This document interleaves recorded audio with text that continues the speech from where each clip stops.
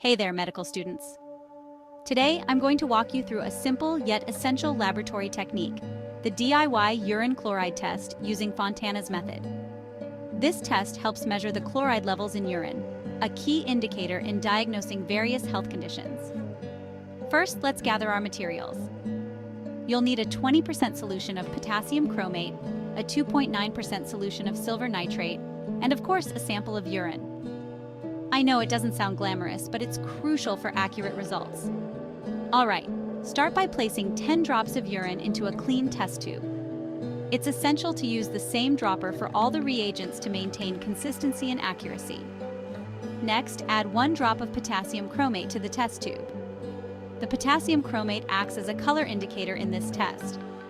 Now, here comes the key part. Gradually add the silver nitrate solution drop by drop into the test tube. Make sure to do this slowly and carefully observe the color change. What you're looking for is a permanent, distinct red-brown color. Why does this happen, you ask? When silver nitrate reacts with the chloride in the urine, it forms silver chloride, which is precipitated out.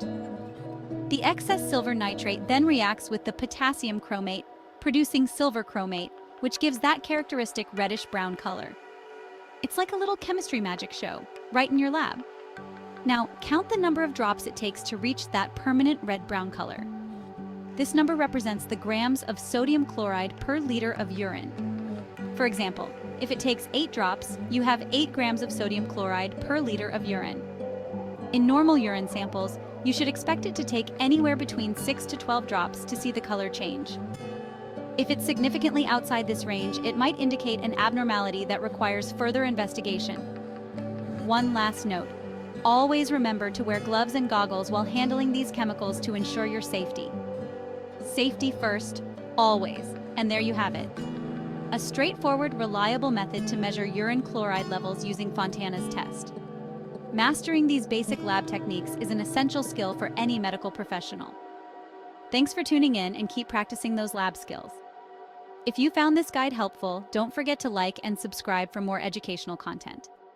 Until next time, stay curious and keep learning.